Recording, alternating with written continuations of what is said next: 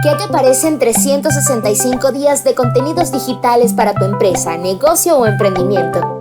Somos especialistas en redes sociales, diseños, textos, guiones, audio, ilustraciones y correcciones. Realizamos contenidos digitales para tu emprendimiento. Octaedro Contenidos. Contenidos de calidad todos los días del año.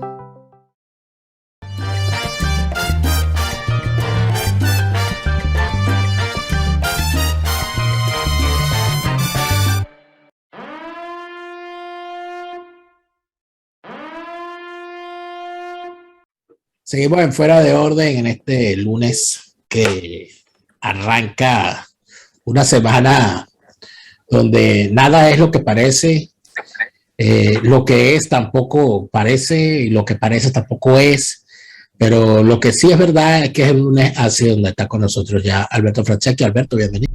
Aquí estamos, Dani, gracias por tu presencia y mi presencia simultánea. Bueno, maravilloso. En las ondas hercianas. Sí, o como quieran que se llame. ¿Sabes que hay una situación bien particular, Alberto? Porque hay una tendencia, hay un movimiento, hay una línea que se ha dictado desde el aparato de comunicaciones del régimen y que por supuesto está siendo aplicada tanto por el aparato de comunicaciones del régimen como por su oposición falsaria y protubularia, que es hablar y manifestar que en Venezuela las cosas se están normalizando, que ya todo está bien, o sea que ya todo, no, o sea que no hay problemas, que nada, es más, la oposición está regresando y mire, nadie los metió preso, o sea aquí se acabó eso, o sea aquí está todo bien y ahí tú puedes comprar lo que tú quieras y hay posibilidad de hacer dinero porque bueno, los reales están en la calle, lo que hay es que salir a buscar. Pero siguen los presos políticos en las cárceles, Alberto.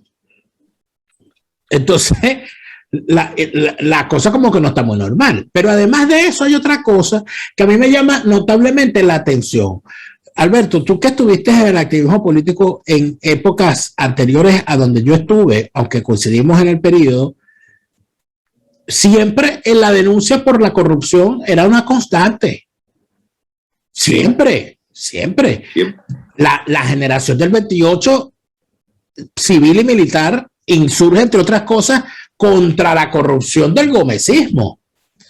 Y así durante todos los tiempos. Y sobre la ola anticorrupción llegó el chavismo. Hoy nadie habla de corrupción.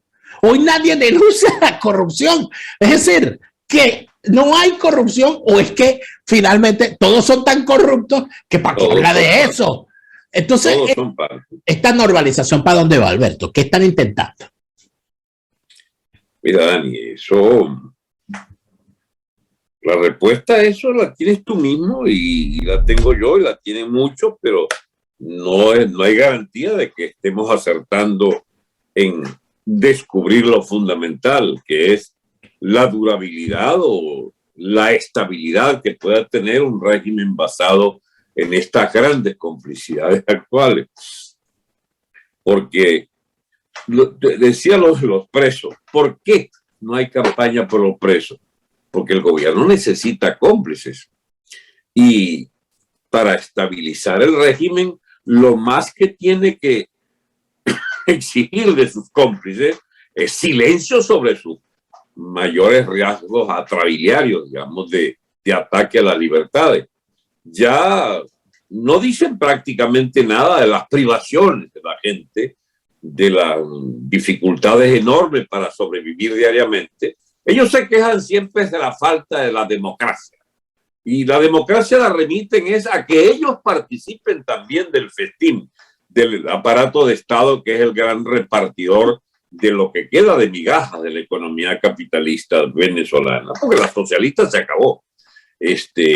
La economía de Estado, fundada, qué sé yo, por Pérez Jiménez en realidad, impulsada por los gobiernos de Copey hasta límites y sobre todo Carlos Andrés, desde la nacionalización del petróleo y hierro hasta los niveles del paroxismo, pues en las que lo recibe Chávez, el gran beneficiario de la larga cadena de construcción socialista del Estado venezolano es Chávez.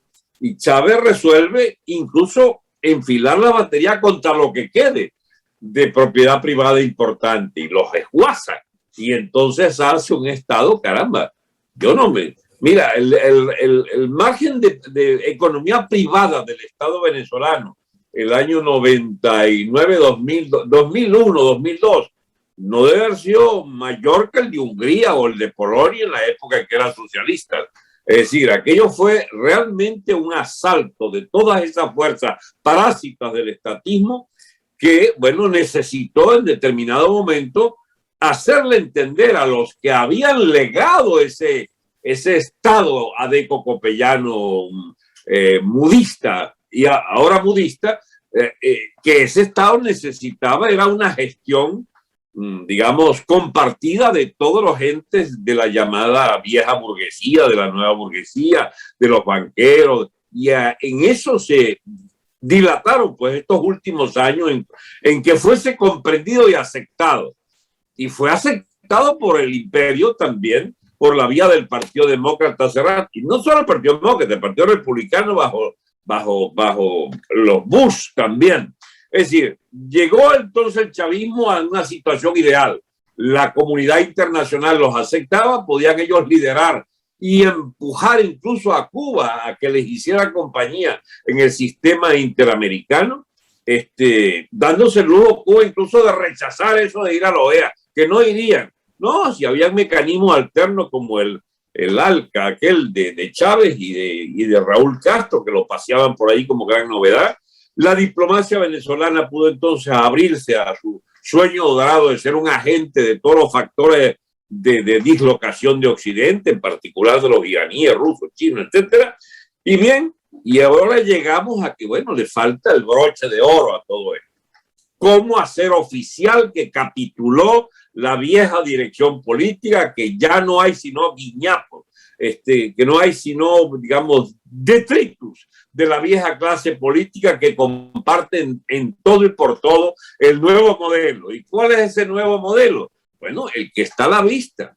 Propiedad privada corrupta, hija de corruptela, Estado mínimo, porque ellos reventaron el Estado mínimo en lo económico, digo, y magnificente en su capacidad represiva, maquinaria, digamos, de control social, medios de comunicación absolutamente silenciado, que es digamos, el añadido fundamental pues, de este sistema político, y lo que le falta es un poquito de inteligencia al chavismo para entenderse con Colombia, que tiene otro tipo de parásitos, pero más o menos que pudieran coincidir en la misma filosofía de gobierno, con el Petro o la izquierda colombiana, pues que funcione así, y ya van a tener la aquiescencia de la administración Biden, de manera que estamos efectivamente ante una situación nueva, Daniel, donde el Estado delincuente, forajido venezolano,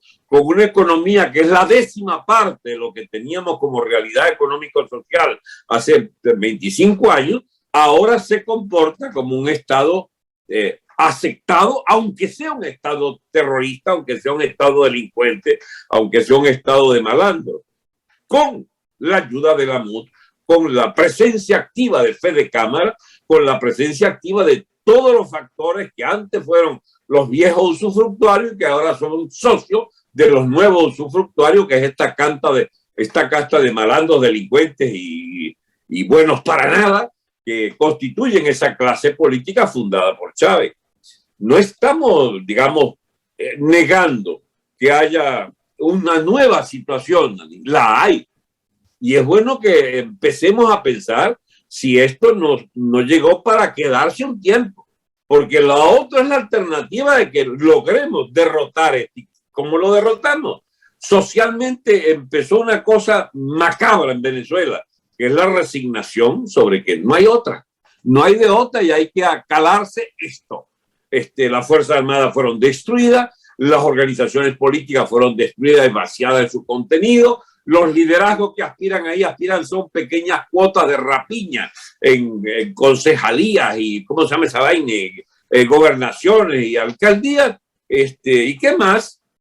Pues el gran pacto por el Estado venezolano de sobrevivientes de la corrupción está ya en marcha, empezó en México y vemos a los personeros, pues de al Guaidocito, al otro, al Caprilito, al Leopoldito, casi a la antesala de ser los invitados y comensales normales en Miraflores. Yo no soy particularmente optimista respecto a que podamos mejorar nuestra suerte con esta gente.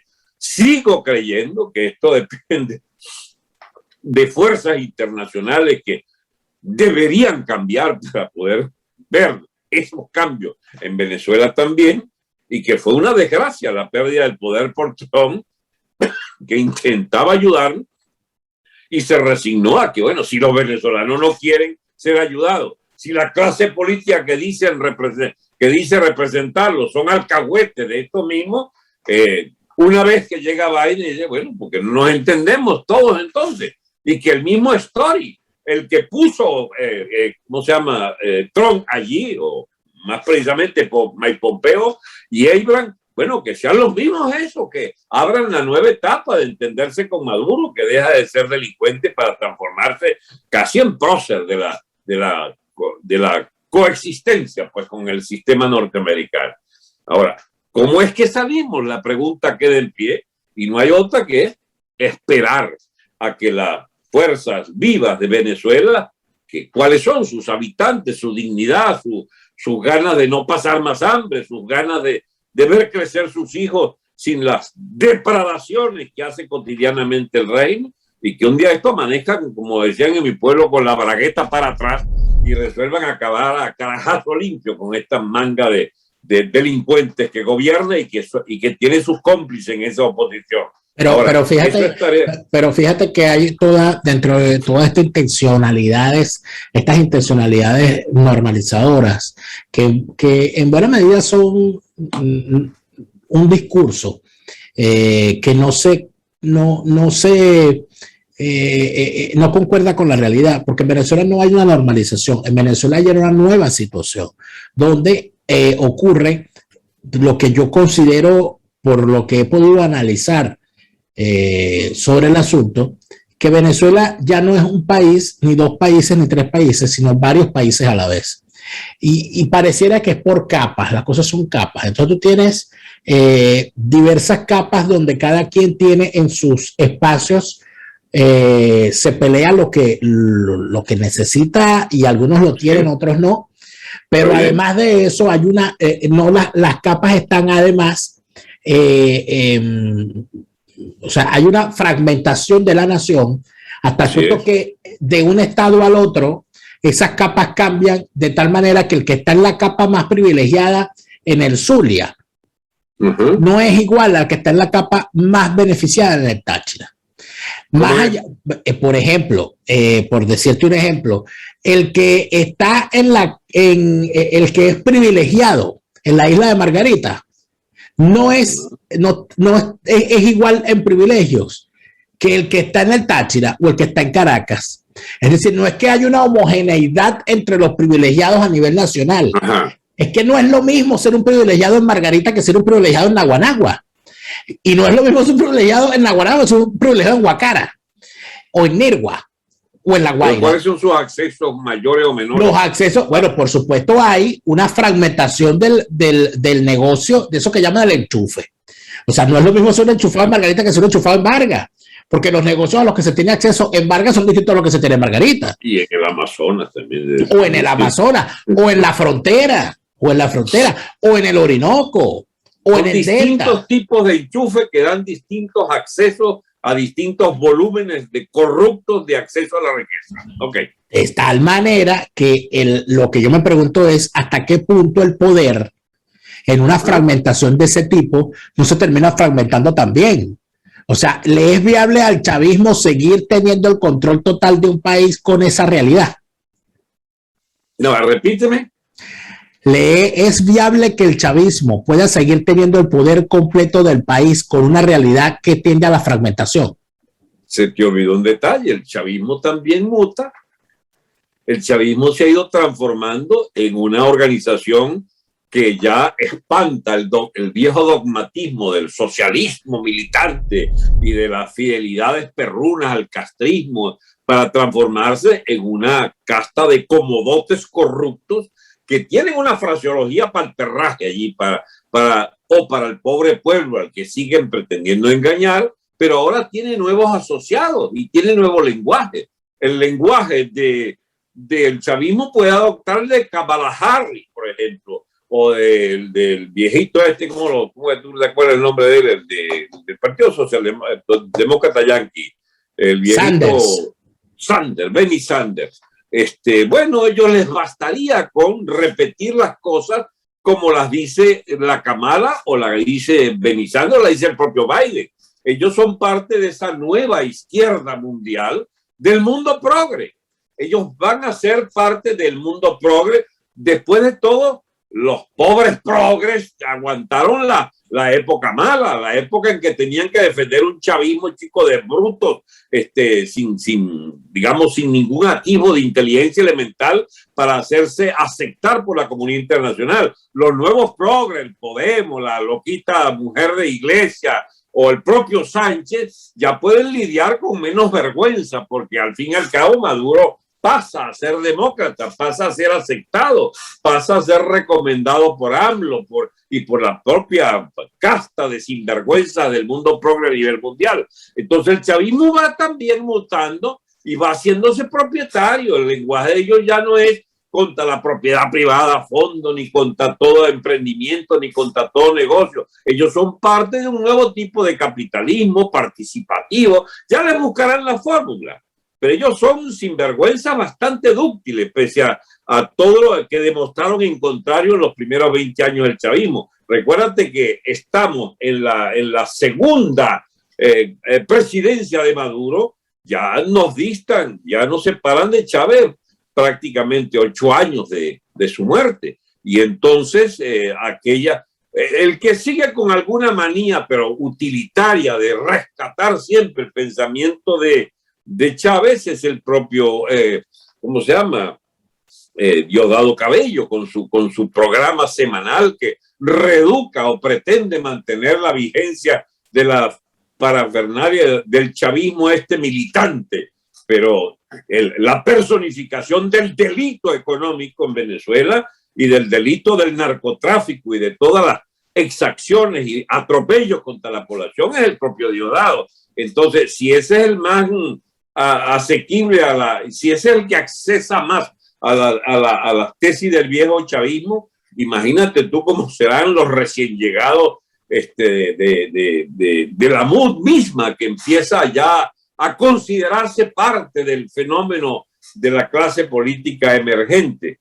Yo creo que todos tienen un acuerdo básico: sobrevivir en la corrupción como alma, como sustancia básica de compartir el botín de ser del Estado, porque Venezuela dejó de ser útil hacer empresas, salvo las nacidas de la corrupción. Claro, pero fíjate un fenómeno que nos sorprende el fin de semana y el domingo, y que hoy es el alegre despertar de algunos políticos. El CNE, a través de una de las rectoras chavistas, ha indicado que las inhabilitaciones que estaban vigentes siguen vigentes y que se bajen de esa nube los que se iban a inscribir estando inhabilitados.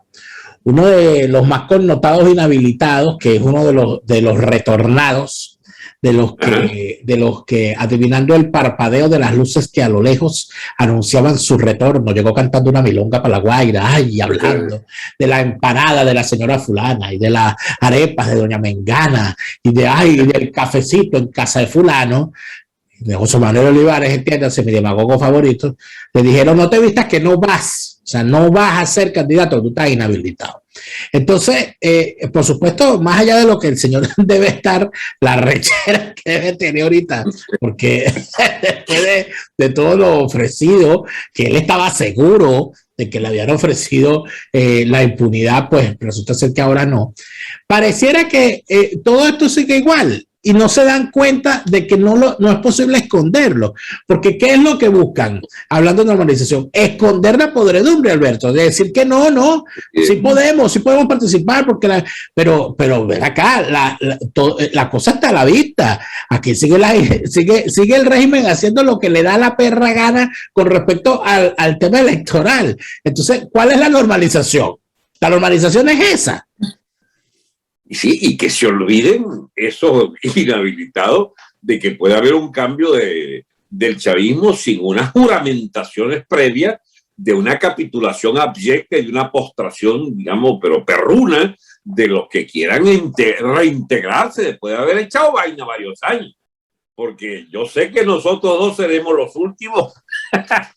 últimos que consideren la hipótesis de buscar ser perdonados. Pero todos estos bichos que viven de la vagancia política sencillamente aspirarían a ser perdonados en algún momento. Bueno, pues que los chavistas no son pendejos tampoco. Ellos tienen su largo listado y sus agravios. ¿Cuánto? Por ejemplo, este muchacho, el que tú y yo teníamos bastante respeto por él, el Di Gracia, aquel. Américo de Gracia. ¿Está perdonado Di Gracia? ¿Ya puede ser candidato? No sé, porque es allí donde también pesa el asunto. Y vuelvo y reitero lo de la capacidad del chavismo. Tú dices que también el chavismo ha tendido a hibridarse y a convertirse en otra cosa. Pero pareciera que así como hay distintos niveles de negocio y por lo tanto distintos niveles de privilegios, hay también distintos niveles de represión, distintos niveles de inhabilitación, distintos niveles de persecución, de tal manera que el que está en Bolívar es el que decide, dice, no, aquí mando yo y este tipo está inhabilitado.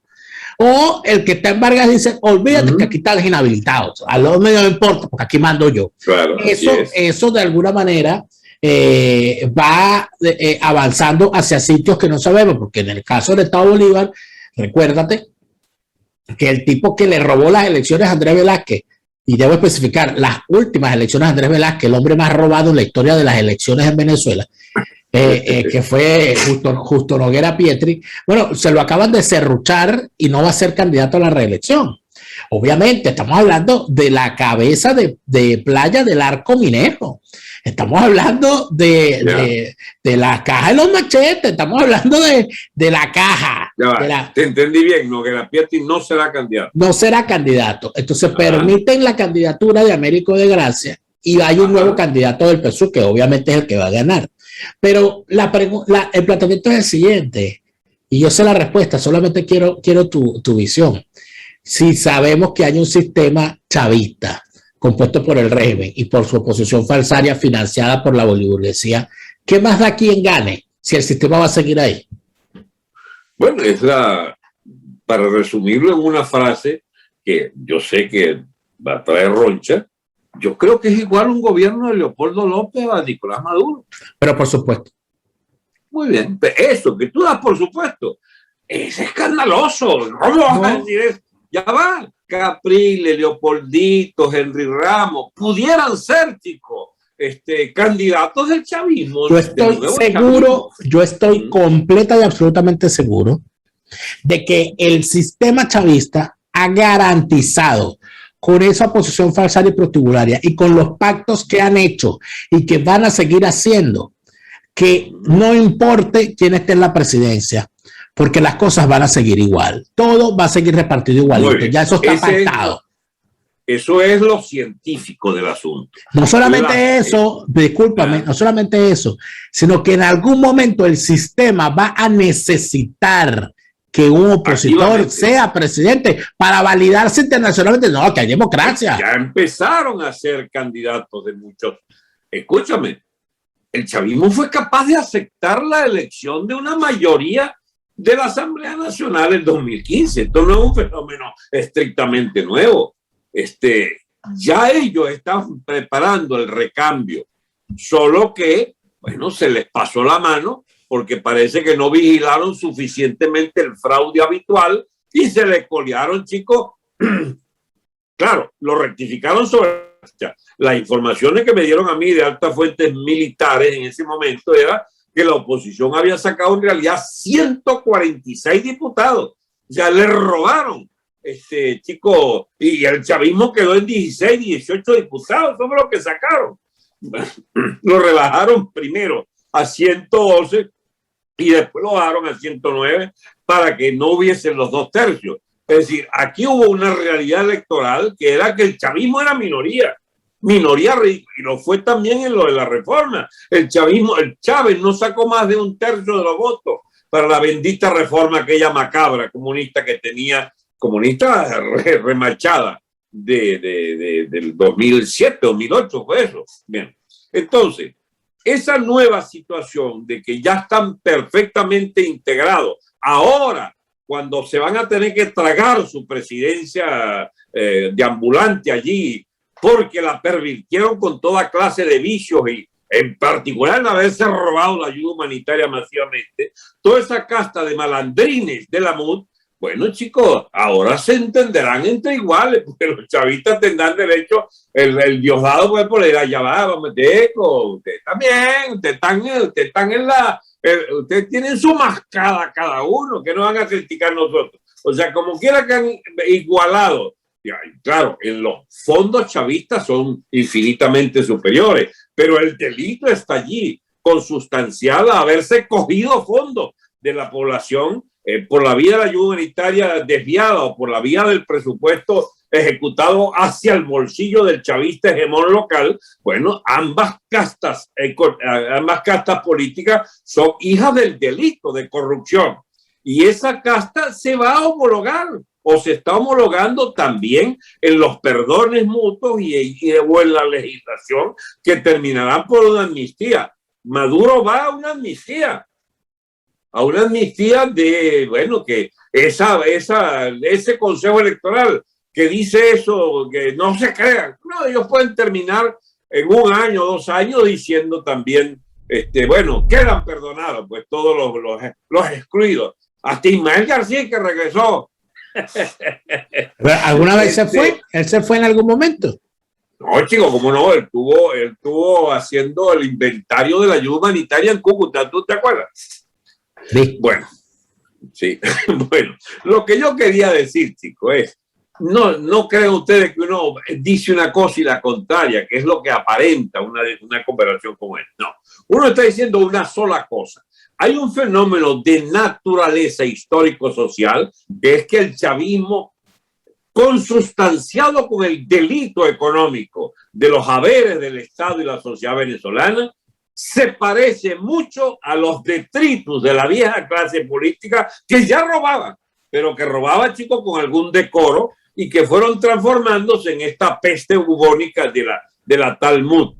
Entonces, ambos, entre malandros, se entiende y terminarán edificando un régimen político apadrinado por los Biden, las Kamala, los Sánchez, el perraje ese, el Castillo peruano, el Petro de Colombia, con la, digamos, con la mefluidez del presidente colombiano. Es decir, hay una cosa, y los Kirchner, por favor, y los futuros en Bachelet en Chile, están esperando envainar a Bolsonaro cualquier año de esto, pero en todo caso ya América toda bajo la égida del ala demócrata, del ala del Partido Demócrata Norteamericano, se apresta a comprender las nuevas realidades de ese mundo progre maldito que es el que nos reserva, chicos, el hundimiento de nuestras naciones, que van a ser rematadas a pedazos, chicos, y socialmente descuartizadas, como ha venido siendo el caso en los últimos 20 años. Yo no estoy hablando de una hipótesis, estoy hablando de una realidad. La fractura que tú señalabas, Daniel, la fractura del Estado venezolano, el que el Estado venezolano haya dejado de ser aquella organización que centralizaba una nación, un gentilicio, un idioma, todo eso va a irse disgregando en aras de satisfacer las apetencias de todos los pranatos locales y de los pranatos internacionales. Resultado, es un país en subasta. Ahora, ¿habrá alguna reacción? La esperamos. Yo, el más ingenuo de todo, me confieso, que creí que esas Fuerzas Armadas podía ser, digamos, el factor de resistencia fundamental. Y te lo digo, Dani, que tampoco fue gratuito que yo pensara así. Me llamaron infinidad de veces chicos militares que conspiraban abiertamente. Es más, hay pobres ciudadanos venezolanos reventados, martirizados, torturados que dieron muestra de que había efectivamente al interior de la Fuerza Armada una fibra sana, chicos. Y esa fibra sana ha ido reduciéndose a casi nada. Todavía existen, pero ya están en franca, digamos, defensiva prácticamente de sobrevivencia. Bien, esa fibra que quedaba del Estado venezolano, bien, era lo único que teníamos como hilo conductor de la existencia de esa maquinaria de Estado. Hoy por hoy podemos decir que se canceló toda capacidad de resistencia para rehacer el Estado venezolano en un futuro. Depende más bien de su población que se rebele toda para hacer trizas este sistema de oprobio general que nos lleva el chavismo y la MUD. Bueno, vivamos entonces de esa esperanza. Yo no renuncio a la hipótesis de que esta vaina amanezca cualquier día de esta vuelto triza. Me agarro como un clavo caliente a la esperanza de que la derecha americana, encabezada por Trump, vuelva con una ofensiva. Y ay, mira, rally, lo que llaman los mítines estos gigantescos que está haciendo este hombre, y una discusión política que arrincona a Biden y arrincona a estos bicharracos del Partido Demócrata de una manera que pareciera hacer inminente un cambio político en los Estados Unidos. Aquí empezó nuestra desgracia final, nuestra desgracia gradual. Se configuró nuestra desgracia final con Biden y la caída de Trump, y aquí quizás pueda empezar la regeneración no solo de Venezuela, sino de Occidente y del propio Estados Unidos. Hay demasiadas esperanzas en estos factores patriotas de los Estados Unidos, a los cuales nos sentimos perfectamente asociados, o que representa Vox en España, o que representan varios factores como Urban allá en Hungría, o no sé, ya me pierdo un poco en Europa, pues son 30 naciones, y en cada uno de ellos hay toda clase de fenómenos. Ya oiremos algún partido en Leipzig, de un tal Lara que nos dé esperanza allí de que desde Alemania también puede venir nuevos aires. Pero no pongas esa cara, chico, que te estoy echando una bomba. No, lo que hay dentro de todo esto es, desde mi punto de vista, una inmensa vorágine dentro de Occidente, dentro del pleno Occidente, viendo cómo demonios caminar en medio de un campo minado donde las posiciones políticas no son lo que parece. ¿Qué es lo que ocurre con quienes dicen estar a la derecha, o por lo menos quienes se niegan a decir que son de izquierda porque en realidad no lo son? Bueno, que están infectados algunos de demagogia, como Trump, que es un gran demagogo, están infectados, o como Orban, que es un gran demagogo, o están infectados por las plagas del pasado, como la ultraderecha alemana, que bueno, que tienen que amarrarse la mano para no hacer saludo nazi. Pero cuando te das cuenta de que hay unos temas reales que son utilizados como arma arrojadiza contra Occidente por parte de la izquierda, entramos en otra dimensión. Porque ¿qué es el chavismo?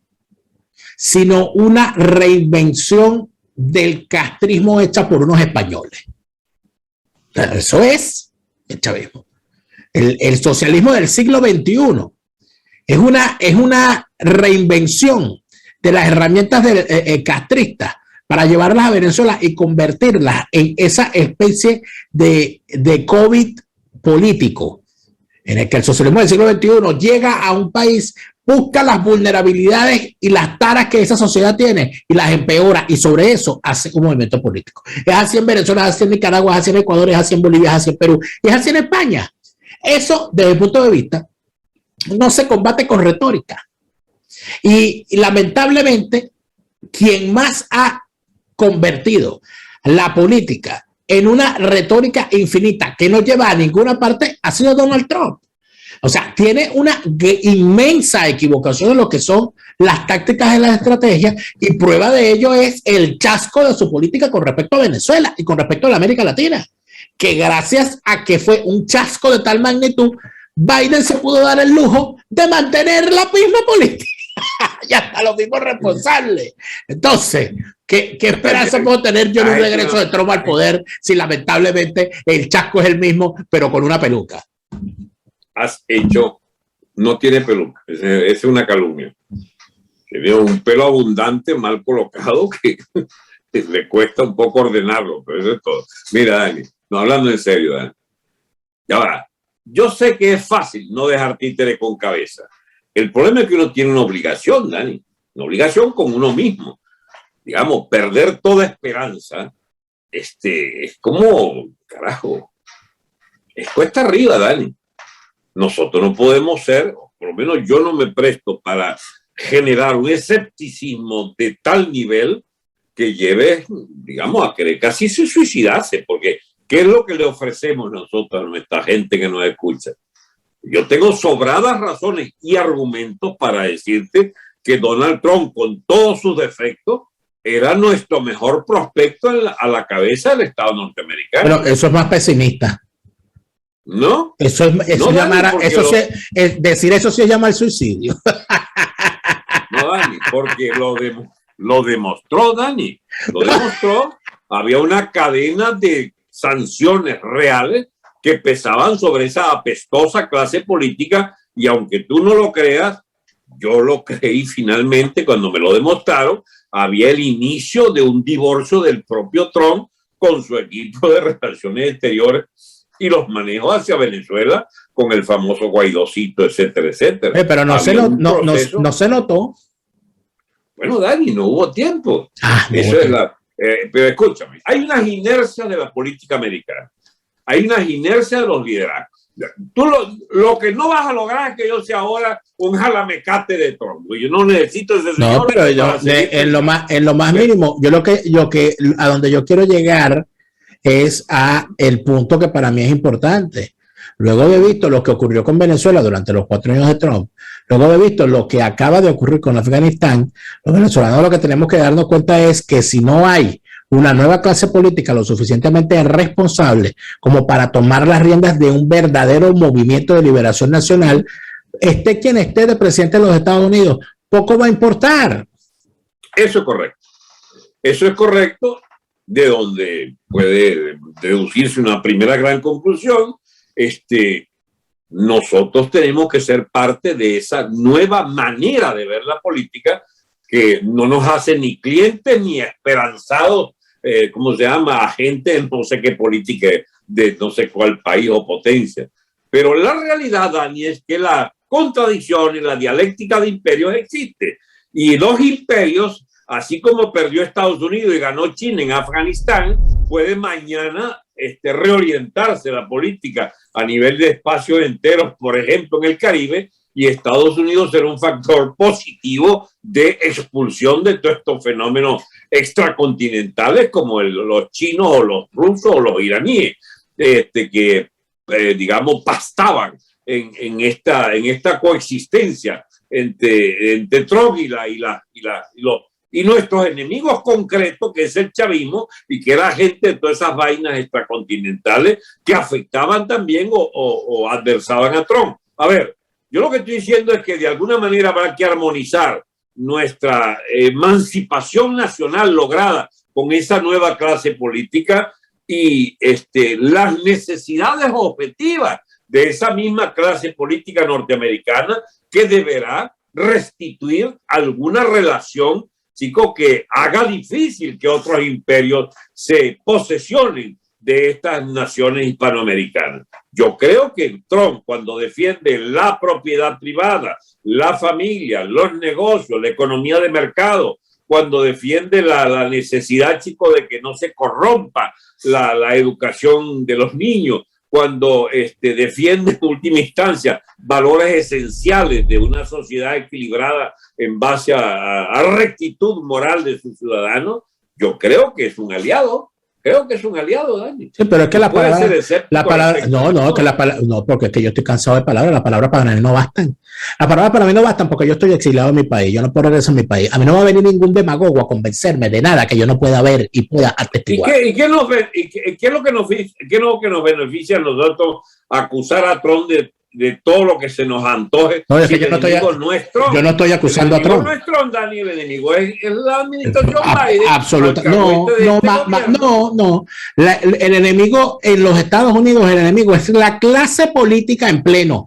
Porque te recuerdo que durante 8 años Bush fue presidente y Bush era el Partido Republicano. Lo que a mí me gustaría es que en el Partido Republicano las distintas familias entiendan la necesidad de hacerle frente al inmenso reto que se tiene con los ataques de la izquierda contra Occidente. Y yo no veo eso todavía en el Partido Republicano. Yo no puedo pensar, no puedo pretender que se pongan se van a poner todos los huevos en la canasta de Donald Trump.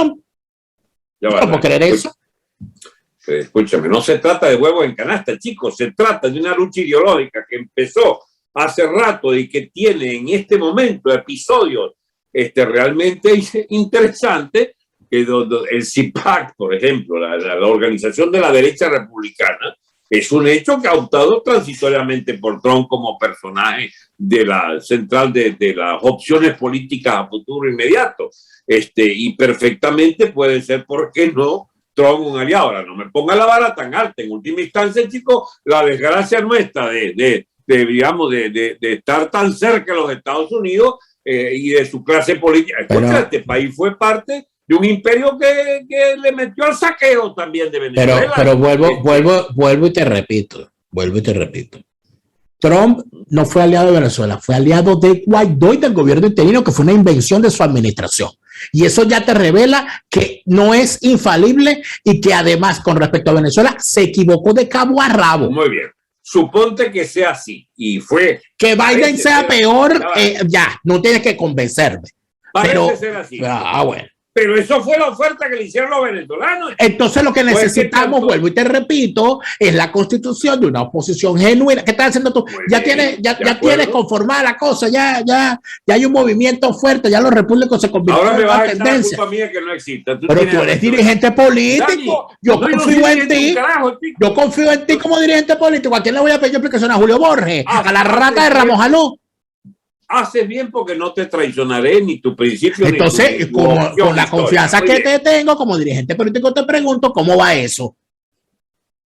Muy bien, esto está muy mal ahora y quiero que entonces estemos de acuerdo en muchas otras cosas. Estamos mal, vamos peor, porque la clase política venezolana, asociada a la clase empresarial de corruptos sin límites, que es la que ha forjado con los bolichicos y boliburgueses, con los bancos de Venezuela y con toda esa canalla de la Fedecámaras actual, esa clase económica forjó con sus mozalbetes y sus niños pijos de Caracas, entiende, esta clase política de miserables, agentes del chavismo y contrario a toda emancipación real del país. Ahora, ¿cuándo termine este episodio? No sé, Dani. No sé, yo tengo 20 años que se me ha sacado la lengua. Desde una campaña electoral de 2 años contra que llegara Chávez al poder hasta hoy, ni un segundo he cambiado de opinión de que esta gente representaba. Escúchame, esta discusión es la de la organización vaina de la propia Asamblea Nacional y de todos los pactos que hicieron todos los liderazgos políticos para acomodarse con la gobernación y alcaldía desde el primer momento en la llamada revalidación de los poderes después de la constituyente Chávez. Esta tragedia viene del año 2000, ¿entiendes?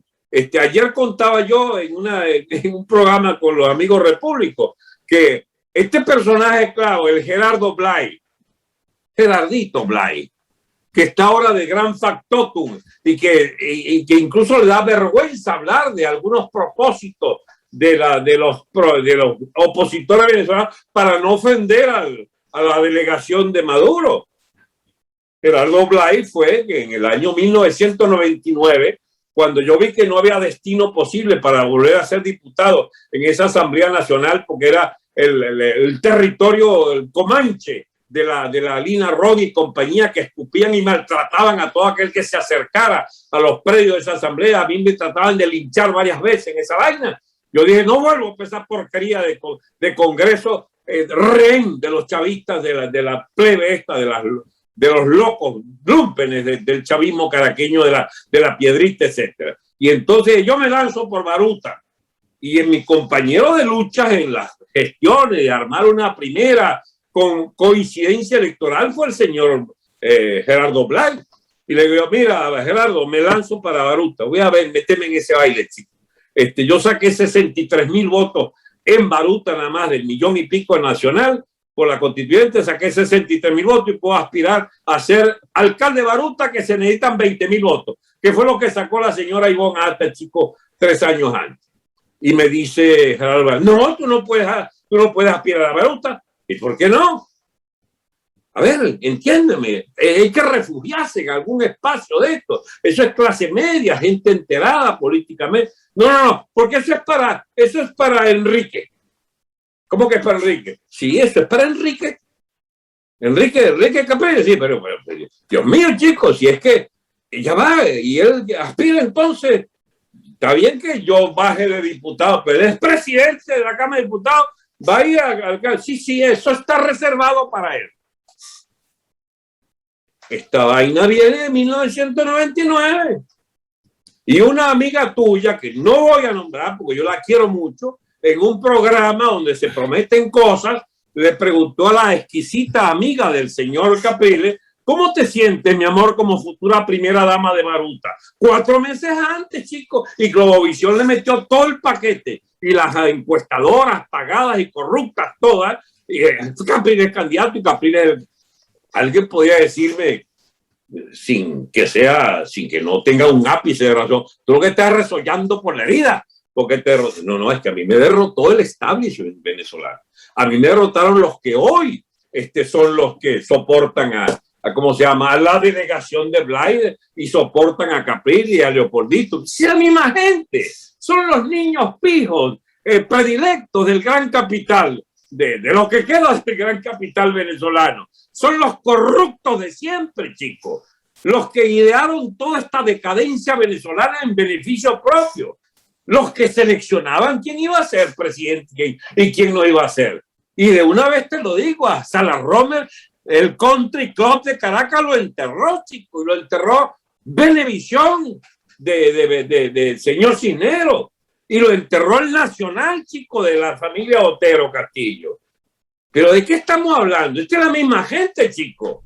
Y ahora es Capelito, Gerardo Blaydes, pues sí es la misma gente. Desde Gómez para acá es la misma gente. Entonces, bueno, alguien me dice, una nueva clase política. Bueno, pero mucho...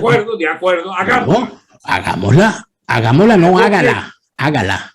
Usted. Y tengo una vaina cómica. Ahora, tú resolviste que yo resuelvo el problema que tú deberías también ayudar a resolver. Pero ven acá, yo soy solamente un plomero informativo. Aquí el que es político es usted. Si yo quisiera estar en el plomero llegó. Si yo quisiera estar en el activismo político, no me hubiese retirado como me retiré. Yo he decidido tomar otras funciones en mi vida. Ahora, los que son políticos... ¿Cómo es que se hace esa vaina? Uno decide retirarse y se mete ¿en qué? Yo me decidí a ser un comunicador y a llevar como cual testigo de Jehová, que no es de Jehová, sino de la verdad de la falsía prostibularia venezolana, a llevar el mensaje de la desgracia que está ocurriendo en mi país. Pero ustedes los que son políticos genuinamente alejados me metes en una vaina a la que no soy. Usted no es político. Una especie de combo, una especie de, usted no es político. De casta de no sé qué carajo. Bueno, discúlpeme. Una persona pensante como lo tú, es, que y tiene un político políticas y que lo han hecho divorciarse de toda esa peste. Muy bien, usted no está en la izquierda putrefacta venezolana, usted no está en el equipo de los putrefactos nariciados por el poder económico boliburgués y usted no está en la oposición falsaria y prostibularia. Por lo tanto, usted es una persona que puede hacer... Soy elegible. Usted puede hacer unos planteamientos distintos a los que están ahí metidos en ese sistema. Por lo tanto, usted y otros como usted deberían darse a la tarea de decirle al país esto que está aquí es lo que vamos a hacer ahora. Bueno, Dani, eso es lo que tratamos de hacer todos los días. Ah, qué bueno. Me alegra entonces. ¿Sabes cosa extraordinaria que a mí me complace saludar desde acá la presencia de los amigos repúblicos en la realidad política? Ahí está, es una corriente sin disciplinas, ¿entiendes? Sin, ¿cómo se llama? Rigidez ni dogmática ni nada, sin trumpismo, pero tampoco sin antitrumpismo, que abraza las ideas de la derecha liberal, de lo que podríamos llamar los principios es que eso es más complicado, mezclar toda la discusión. Yo, por ejemplo, en Argentina, para que tú veas una cosa que se la digo con absoluta transparencia a mis amigos, yo apoyo a Javier Milei. Javier Milei, que es una persona, mire, ya arrugaste la cara, te das cuenta que es que no te gusta a nadie. Tú sabes que comparto yo con Javier Milei, que le dice a los argentinos, la clase política es tu enemigo, son todos ladrones, todos falsarios, todos una calamidad para el pueblo argentino.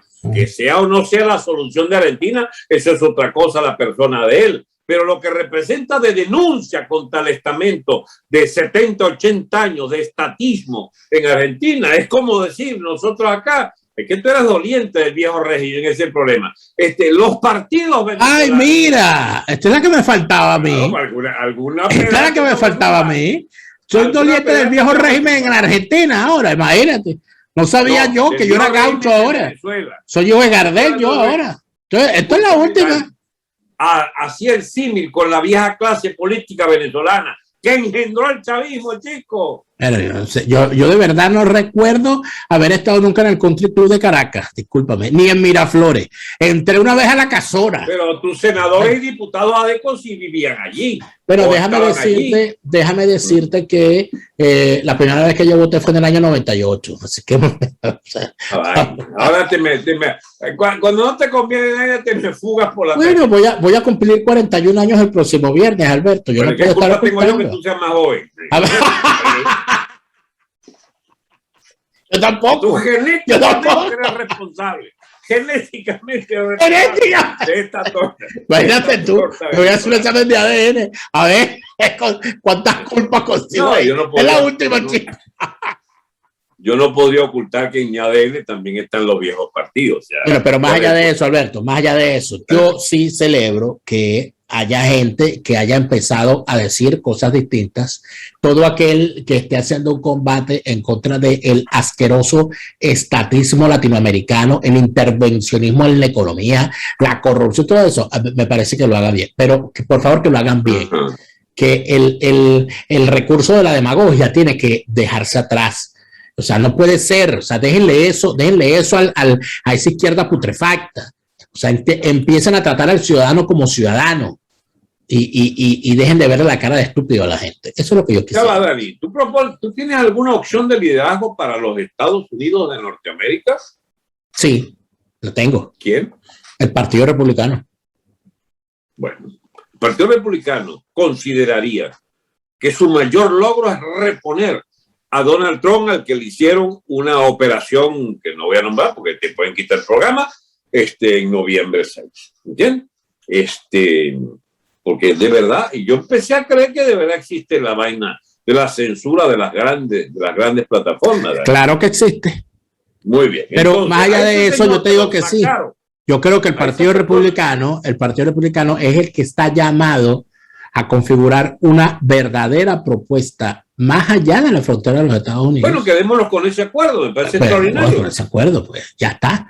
El Partido Republicano, o sea, porque son los repúblicos. Fíjate que los repúblicos están desde McGregor, por ahí lo descubrió la gente del Corito Histórico, que descubrieron que había un patriota a favor de la causa patriota que cargaba una corbeta llamada El Repúblico. Imagínate tú, es importante eso, no se puede olvidar. Yo vi el Corito. El Corito Histórico, no dejan de escucharlo. Gracias, Alberto, por esta conversación, y a ustedes, amigos, gracias por estar aquí siempre.